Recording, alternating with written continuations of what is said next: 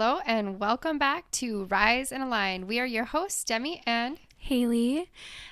Today we are going to dive into the concept of divine feminine and masculine, and we think it's the perfect concept for Gemini season because Geminis, they are the twins and they do kind of represent duality, and masculine and feminine are polar opposites and they are the epitome of duality. So before we get started, I would love for us to kind of ground into the moment here.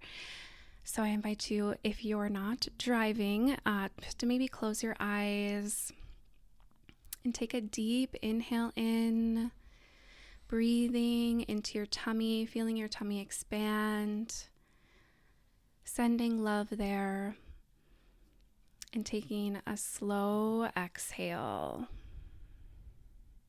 And join us here in this moment.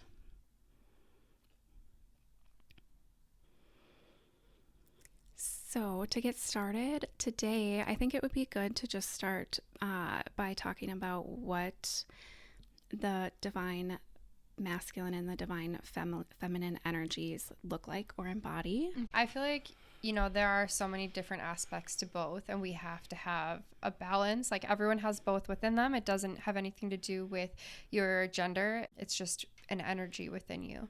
So masculine energy, I see as being very logical, as being a leadership energy, as being productive, like productivity and kind of a more yang energy. Like structure, stability, security, and yeah, very much like taking action. And I always like to think of the traditional like 9-to-5 role. I think that works really well for the divine masculine because it does provide that structure.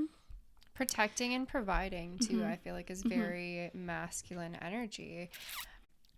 I have so much more to say about this, but before we do, shall we go into what then feminine energy kind of represents? Yeah, so to me, feminine energy is more so relying on your intuition instead of, wisdom or logic.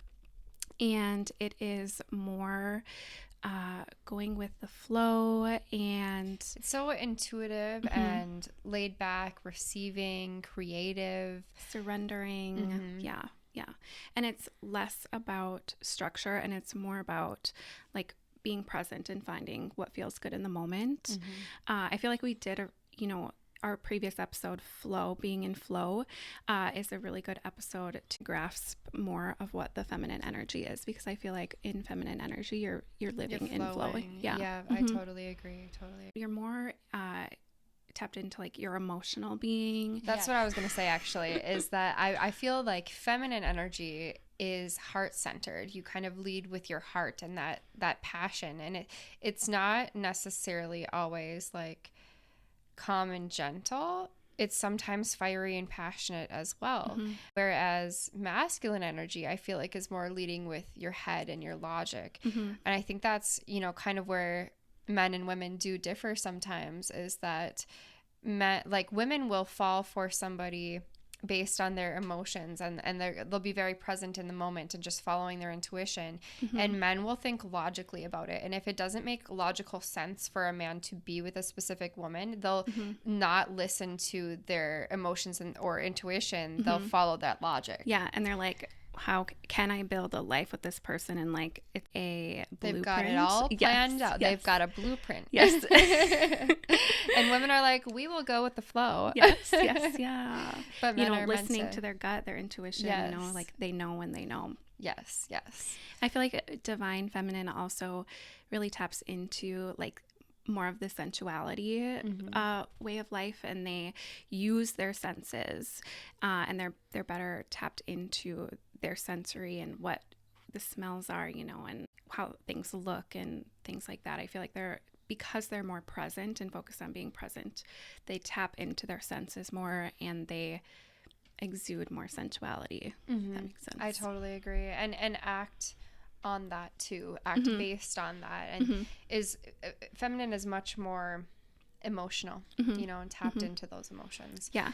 And I you mentioned that this isn't based off of gender. You know, we all do have a balance of feminine and masculine energies in us, and we do need both in order to thrive. And I do think, though, that each of us have either a feminine core or a masculine core. I think I wouldn't say that it's always that a person like that straight women are always in their feminine energy, but that it's more natural for them to be so. Yeah. And so that is where I'd like to get started on the topic of this kind of movement that has happened. And it started in like the 60s and 70s when women were told that they could be really independent. There was such a movement going on. And I think it was because of the war, where men would go off to fight the war, and then women were told, well, now not only are you going to cook and clean and take care of the kids, but you can have a job too. And so when that whole movement started, it made men feel unneeded, like they were not needed. And it showed women that you can be a strong, independent woman and that you don't need men. But in order to thrive and live like in your highest capacity, you have to have both. And together we can build so much more than we ever could apart, because masculine and feminine have different strengths. And if those energies are not balanced within you, you feel it. You feel imbalance. You feel unhappy. And you also attract that within your reality. So, and it has to be the same within a relationship as well. Those energies have to be balanced, and you have to appreciate the other and appreciate the differences in the other rather than, you know, hating them for it. And I think that even before the 60s and 70s, there was also this like men are in charge, you know, like, and women are not as worthy. They're not worth as much because they cannot physically do as much as men. But it has to be both. It can't be like one does not dominate over the other. They have to work together and find that balance. And together we're so much more powerful. Yeah. And I think that there's also been this movement against like masculine energy in men, saying that, you know, like men, they pushed us into this unworthiness and that it's their fault and that, you know, we don't need them. And there's like this anger against men for women feeling like negativity about their femininity. So I think it's important to not push either of those narratives, but rather to recognize the differences and find a way to appreciate and balance those and, you know, shine light on the fact that both are needed. We need the difference. Yeah, I think that's important, and kind of it goes along with the law of polarity. Like there's always an opposite to everything. And so there has to be feminine if there's masculine. And you know, as the society that we're living in now is primarily people living from their masculine. And I think that can create upsets, especially, you know, politically. We've seen a lot of turmoil, but there's a lot of leaders and people that are living out of their masculine energy. So I think that when you are not balancing the energies, that it's going to create contrast. And I think that, you know, with the movement of like feminism and stuff, like it's really great to celebrate women and to understand that we are as worthy as men, but to also understand that we are different and we need the differences in order to thrive as a society. So there is, I think, a part of feminism that is very toxic.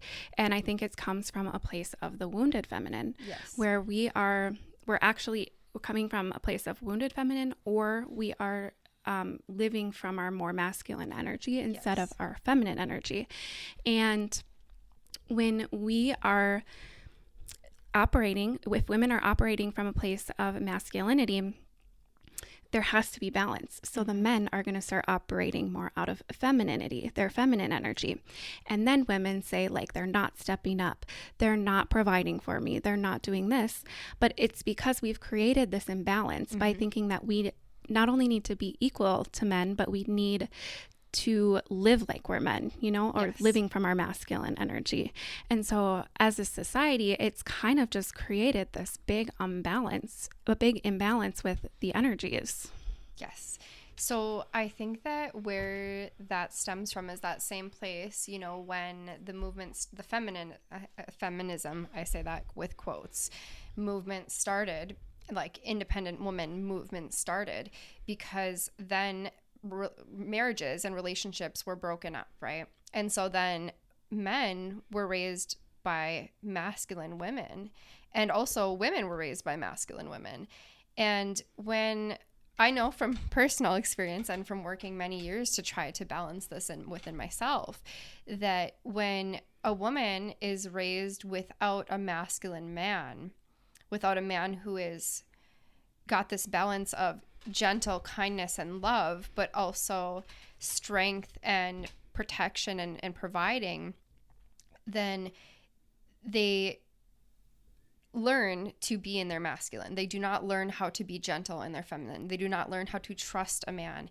And it's the same, but kind of opposite for men. When a man is raised without a man and is raised by a woman, oftentimes there's this strange dynamic where a mother can be overly emotionally dependent on the man, or on the child really at the time. And so when these people grow up, the woman is always seeking a masculine man, desiring a man who's going to provide and protect for her, but she's seeking that out of her masculine energy, not out of her feminine energy. So when a woman is in her masculine energy, she's consistently attracting a man who's not in a man who's in his feminine. And it's the opposite for men. When men grow up in those circumstances, they want a woman who's going to take care of them, like a motherly figure who's going to, dote on them and be the mother that his mother should have been. And he then attracts a woman who is in her masculine and who ends up being just the opposite. And they actually want the opposite from each other, which just creates this chaos, I know from experience, of a relationship. So it's so important. And I think that I'm really happy to see that a lot of people are talking about these things, because this needs to be healed, not only within us as individuals, but within our society to heal the world and to bring back like that pride in being a man, or pride in being feminine, and being able embracing our differences. Yes, embrace our differences and really appreciate the other. Yeah, beautifully said.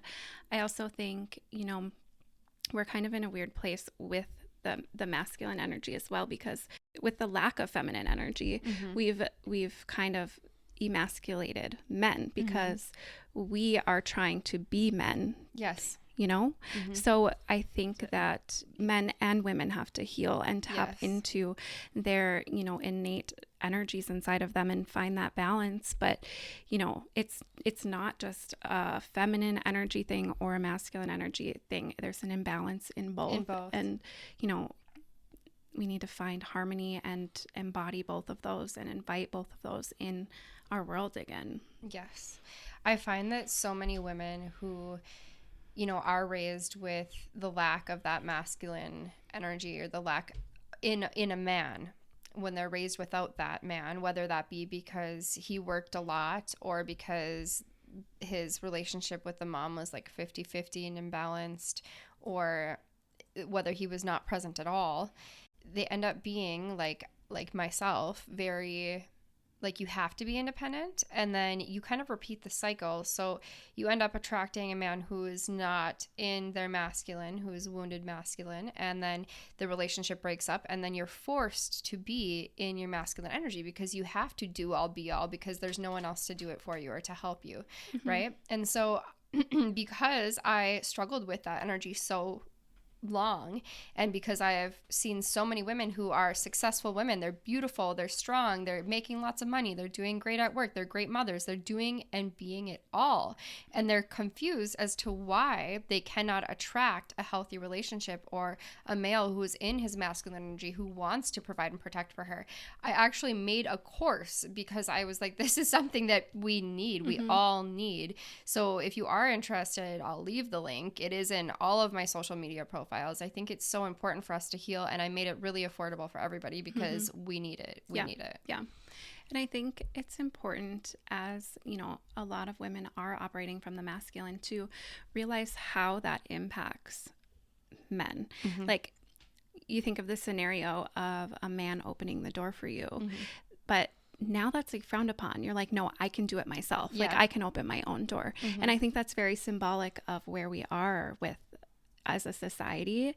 I think if you want to tap into your feminine energy, like in a situation like that, you would surrender to that, and you would be like, thank you. Like, that's so nice.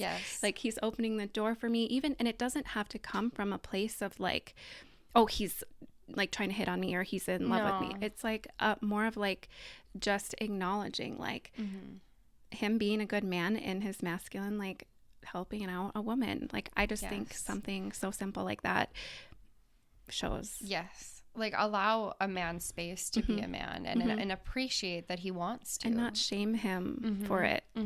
Definitely. I think that's so important. I've even caught myself, like, if a man, I don't know, looks at me, I'm like, I shun away, like, don't look at me, you know. And I think that it's because we've been taught that, like, men are bad, or men are predators, or, you know, and that's not a fair way to be treating people either. I was actually in the woods the other day walking with my child and my dog, and a man was walking by himself, and, you know, it's natural to be weary of that, to be like, okay, well, I'm going to watch what he's doing and, you know, see how far he is behind us and stuff. And I think that he noticed that I had kind of like noticed that he was near us, and he actually like stayed back like really far behind us, I think, in order to make me feel like safe. And that kind of made me feel bad about it. I was like, he's just a human walking in the woods just like I am, you know. Like, we need to, I think it really needs to be brought to light, you know. It's just so important.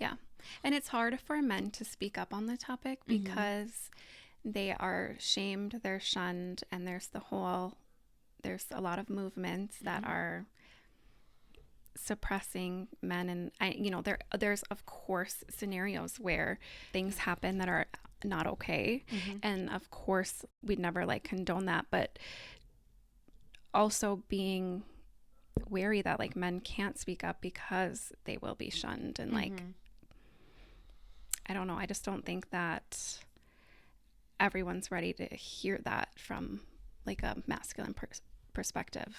So I think it's like I've listened to many women who are kind of bringing the light for the masculine, you know. And not as many men. And also, I think it's worth noting that though we see like white middle-aged men as who is in charge, you know, or who is leading the world, they also have the highest suicide rate, you know, and there's the highest amount of depression, and it has only been raising over the past years. I also noticed that this is going to be controversial to say, but the amount of men who are wanting to change their sex to women has been raising significantly. And I do think that that might reflect on how much hate there has been towards men. I would understand that that would make somebody hate themselves enough to want to change their sex. 'Cause they're being shamed for being a man. Yeah. But on another note, you know, if you're someone that feels like, you know, you want to embody more of this feminine energy, and, you know, you're like, maybe I am kind of operating from this more masculine energy, I think it'd be fun to kind of talk about ways that we can embody that, you know, sensual, creative, delicious, flowy, feminine energy. And one thing that comes to mind is just like finding ways to be present. I know this is something we talk about a lot, but finding something that brings you back to the present moment, whether it's like journaling, meditating, yoga, going for a walk, but just being present with yourself and looking inwards, because your feminine energy is your intuition. It is, looking within. And when you do things that help you like look within and feel your feelings and connect to your emotions, you're naturally going to begin to connect more with that more feminine side of you. Totally. I also think that allowing yourself to act out of your emotions, even though that can be scary and that can be vulnerable, that is very feminine. Like, feminine is kind of like wild and passionate and, flowing with the energies of the earth. And I've found in the past, I have stopped myself from doing that, or from like communicating something that I wanted to communicate, because I thought it was more logical not to, and I actually listened to a talk the other day from Stefan Speaks. He talks a lot about relationships, and he was talking about how so many people give the advice that to women that they should not be like, say, messaging a guy first, or communicating their feelings first, or like let him chase you.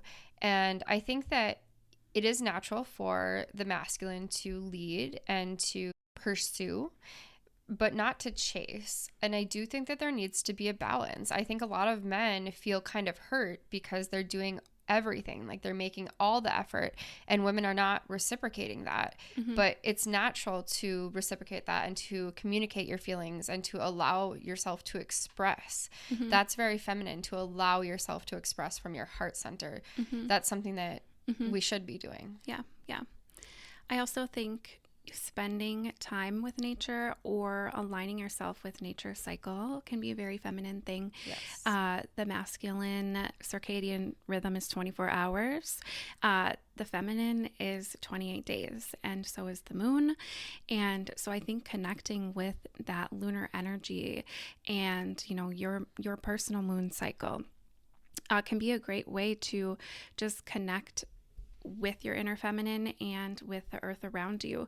So whether that be doing moon rituals, or aligning your schedule around your moon cycle or your menstrual cycle, you're doing different things throughout your cycle that align with the energy of that part of your cycle. I think that's a very feminine thing. And I also think feminine energy is more creative and not as structured. Yes. So it can be difficult for the feminine to be in a structured 9-to-5 job where your life looks the same every single day and you're doing the same thing every day. So we've talked about, I think it was even our last episode, like creating space for yourself to be creative, to do what feels good in the moment, instead of this structured list or structured schedule every single day. And then, making space with aligning your schedule to the moon or your menstrual cycle, I think are two amazing ways to connect with yourself more and to tap into that feminine energy. It's just so magical. Yes.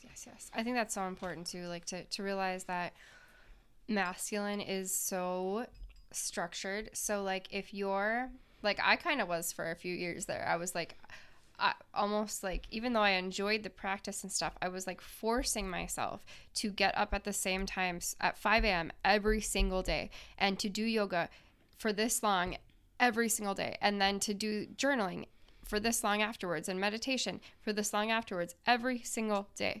And to kind of like force yourself into that structured environment takes away from your ability to flow. Even though you might be doing things that are good for you and that might bring you into alignment, that's still like not allowing yourself to just follow your intuition and do what feels right. And because feminine is aligned with, the moon and the earth, we do literally feel and even look different from day to day throughout our cycle, throughout the month.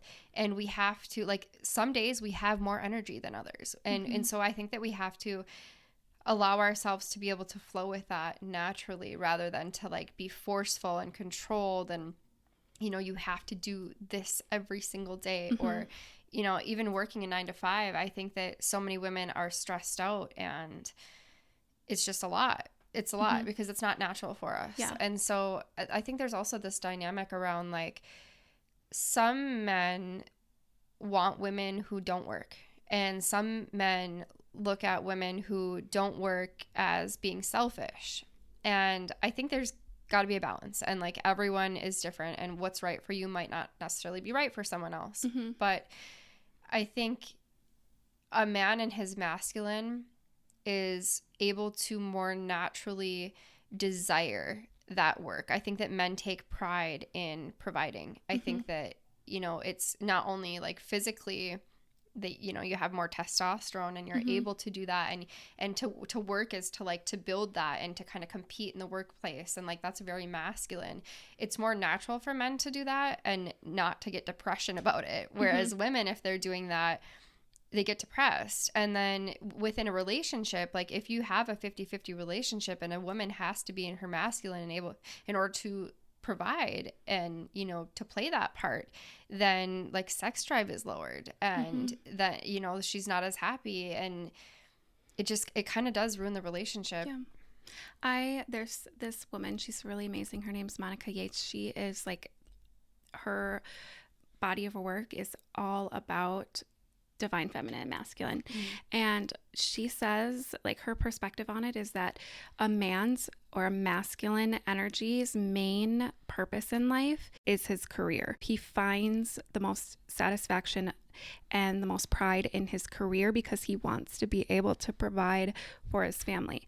Whereas the feminine energy wants connection. They crave connection. So that's like the number one thing to them. So yes, a lot of women work a 9-to-5, but I think it's important to realize that that's not our main source of joy or satisfaction from this life. And maybe it is for some women, like, you know, whatever works for you. But I truly believe that, because if you look at what the masculine energy is and what the feminine energy is, like, that makes total sense to me.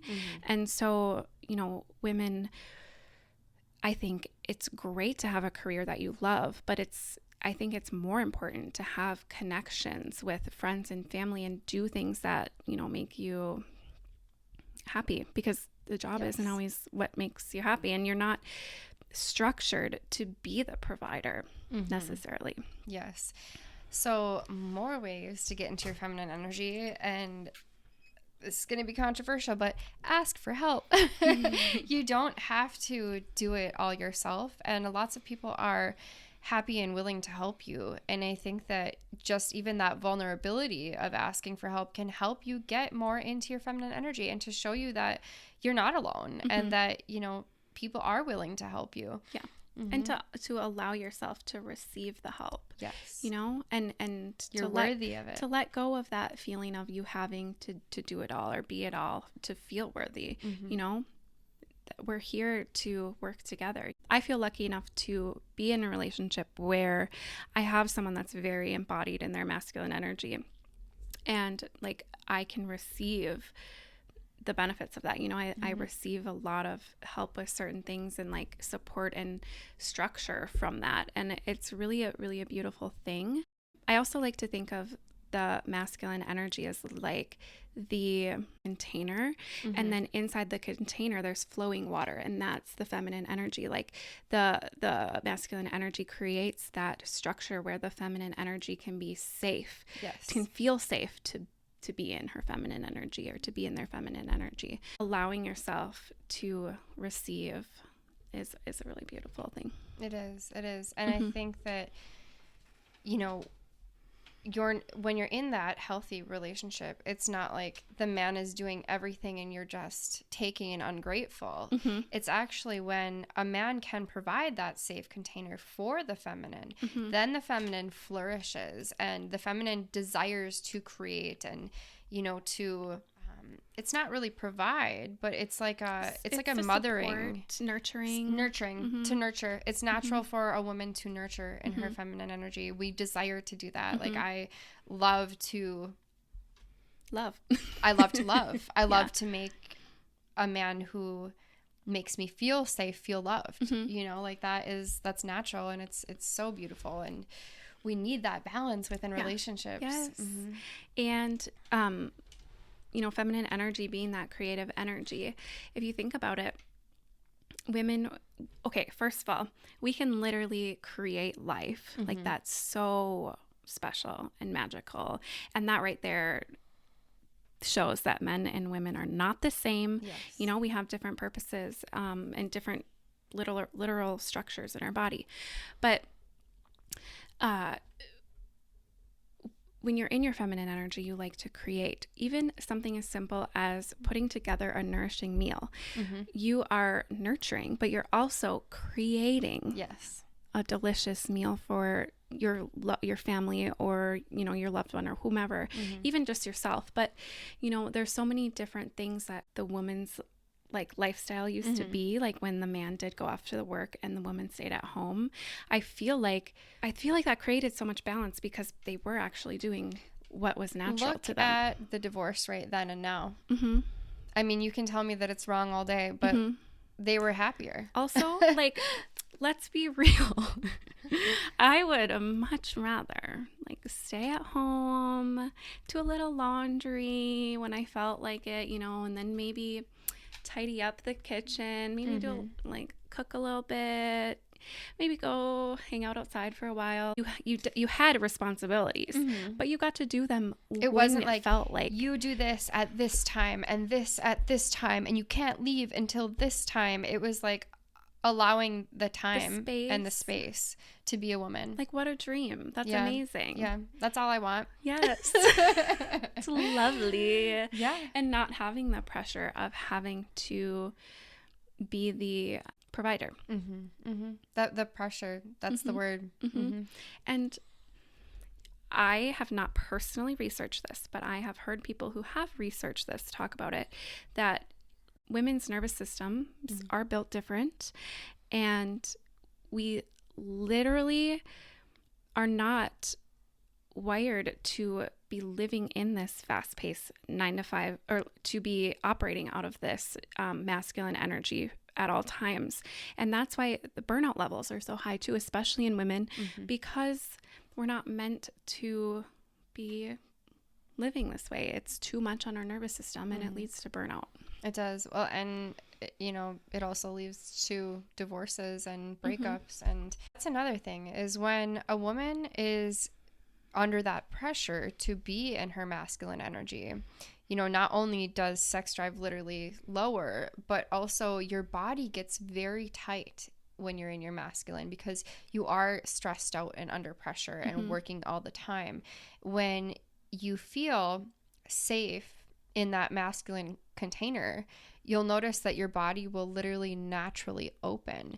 So if you are a woman who, you know, feels like you're chasing after men, or that you need to do 50-50, or you need to prove your value to a man, you'll notice that your body is tight and things are not so naturally flowing within a relationship, like not only sex-wise, but emotionally wise at all. Like, you don't feel safe to be vulnerable, and it changes the dynamics of a relationship entirely.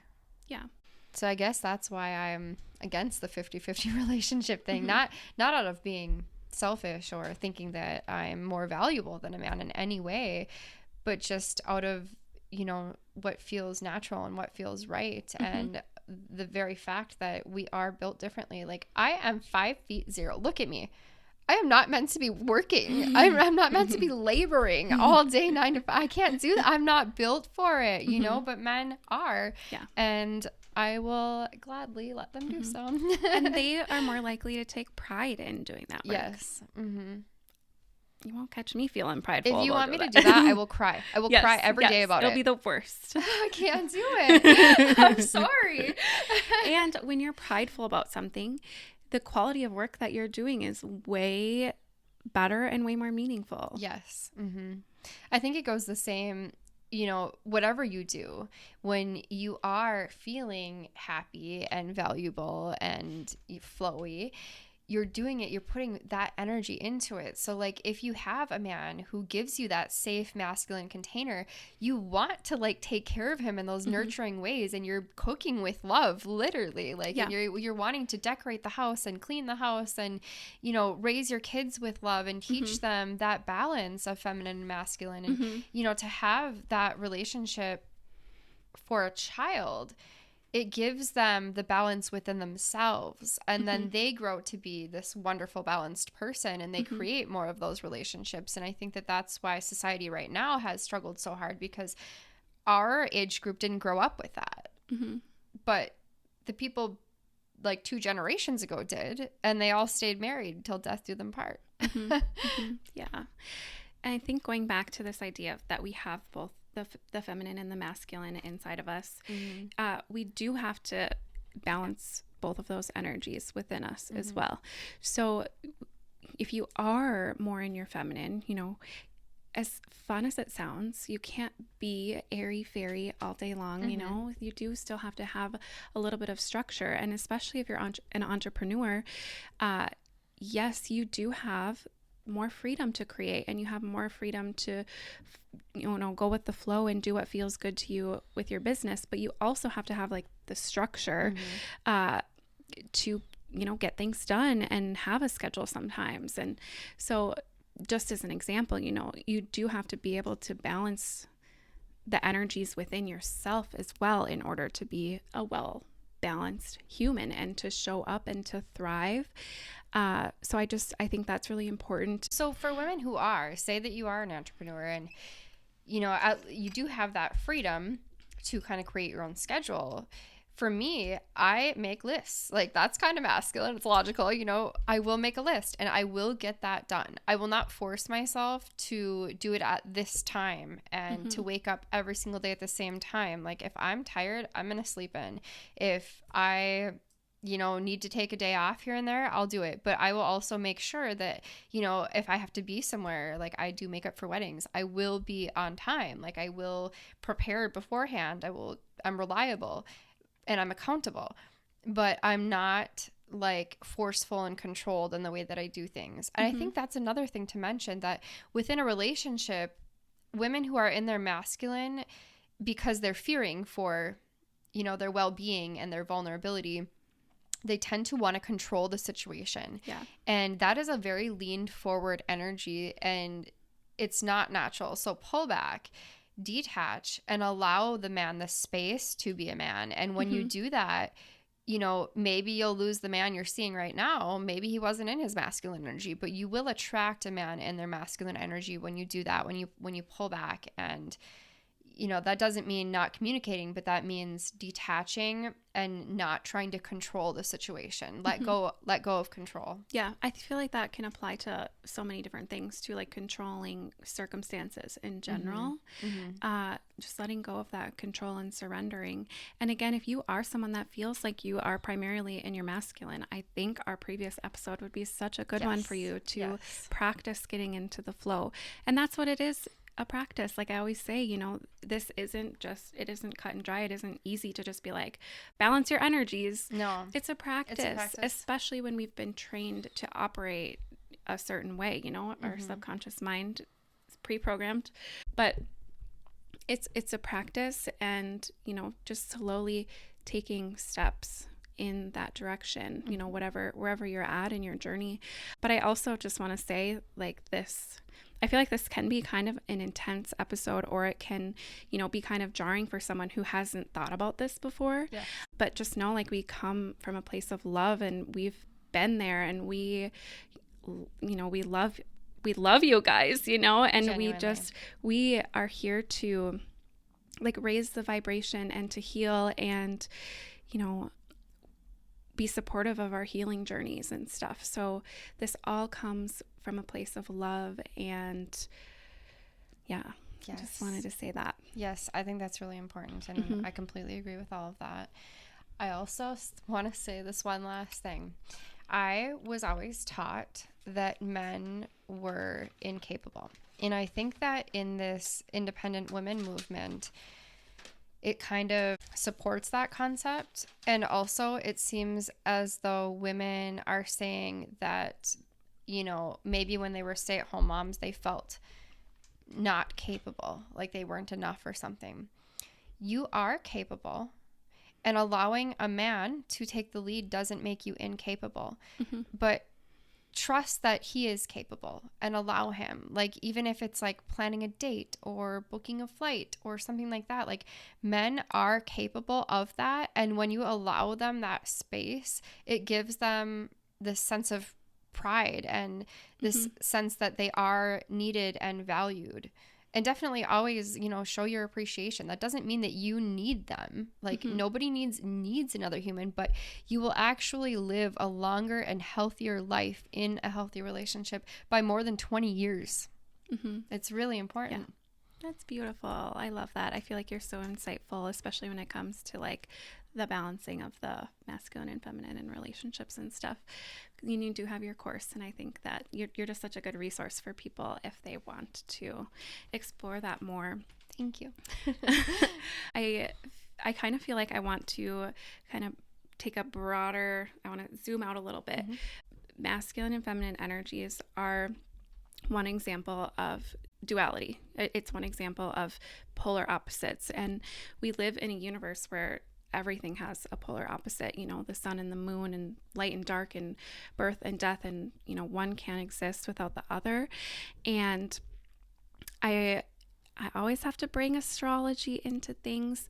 We're in Gemini season, and I touched on this a little bit in the beginning, but Gemini is the sign that represents duality. They're known for being two-faced as their shadow aspect, but they actually, I think they have a really unique outlook on the world in that they embody duality. They embody both sides of things. There's two things that I've seen on this, but one of the twins is the universe, and the other twin is the conscious awareness of the universe. Or there is the twins with two different personalities. So one twin is more introverted and more about, knowledge and wisdom, where the other twin is more extroverted and social, and they enjoy adventure.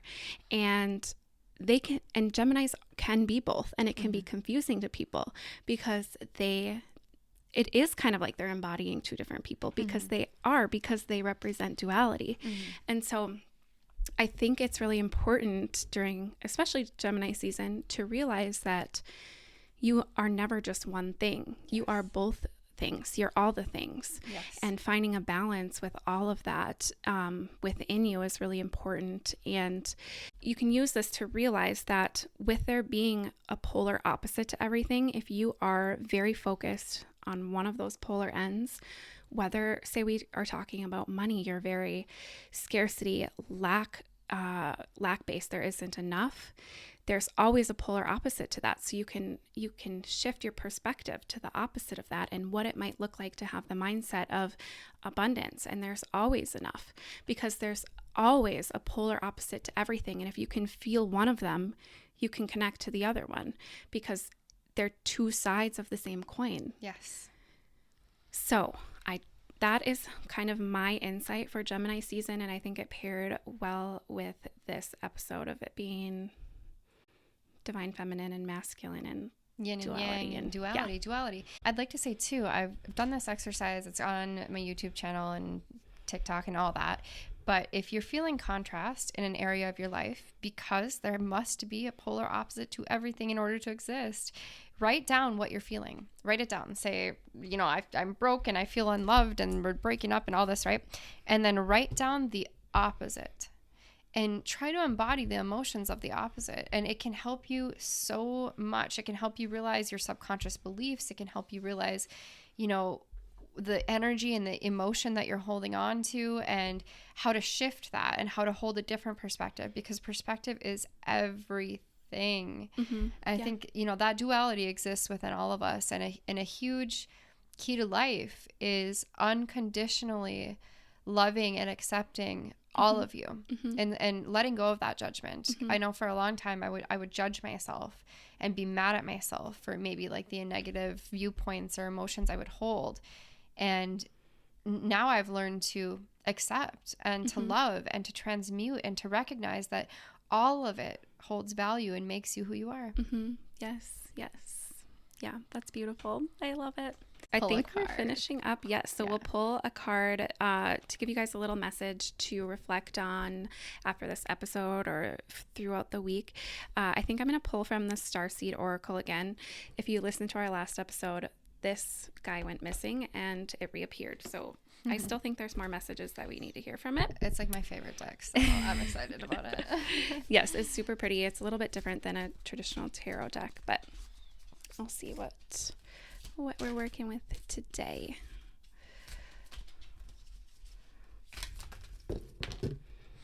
I'm going with this one. The Golden Children. Inner child, tenderness, innocence, rare gifts. Here's the card if you're looking at the video. Okay, so the message of the day is golden children, which are children of the sun, are highly advanced, extremely intelligent souls who are incarnating increasingly on the planet Earth. They have little or no personal karma and possess incredible gifts and intuitive abilities. Golden children are born with a very clear mission. Many remember it from a young age and begin answering and sharing it early in life. Due to their unique intelligence, they may find themselves easily bored at school. Most have never incarnated on Earth before, and so if they're not supported in the right ways, they struggle with physical life here. They're often referred to as the new humans.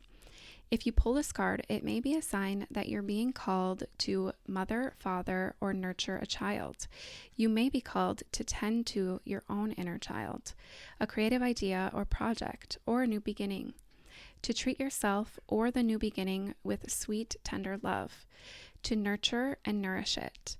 To give it every chance to grow and reach adulthood. To encourage it, to water it. To see the world through the innocence of a child. To see yourself and all others as innocent children. To remember that deep down, everyone is trying their best, and if they're treated with a tender heart, they'll not harden as they journey through this great adventure called life. And there is a question, and it says, how can you treat yourself or others more tenderly? I think that's beautiful. When you first pulled the card, my first thought was the masculine and feminine, if they are balanced within a person, you feel really complete, that balance feels right. And even if you didn't grow up with both of those energies being balanced in your household, you can still learn to embody that within yourself. And I think that this concept of, treating others more tenderly and recognizing that within them is this inner child, and maybe they didn't grow up with that balance either, but to have that tenderness and that unconditional love and that forgiveness will heal you. Mm-hmm. Yeah, I also think of it as what does or what did your inner child need at that time, and if we want to relate it to masculine and feminine energies, like, were you lacking one of those things, or like was the environment you were raised in lacking either of those things? And if so, maybe you need to invite that in and, see what your inner child needs to heal. But I also, there's a lot of very feminine words in this. They talk about, sweet, tender love, which I feel like is a very feminine thing, and nurture and nourishing, intuitive abilities, encouraging. Yeah. Yes. So I feel like this is kind of calling on the feminine, calling the feminine energy in. And, even if you're not, if you don't have someone to nurture or nourish, allow yourself to receive nourishment from yourself and nurture yourself, and tap into that self-care and that healing, because you can be both. You can give and receive to yourself. Yes. So good. Well, on that note, thank you so much for joining us and for helping us heal and for helping us raise the frequency. And as she said earlier, we do love you. And we see you as a part of us because we are truly a part of all that is. Yes, we love you guys so much. We would love if you would review our podcast on your favorite streaming service, wherever you're listening from. And we will see you back here next Friday. Thank you guys.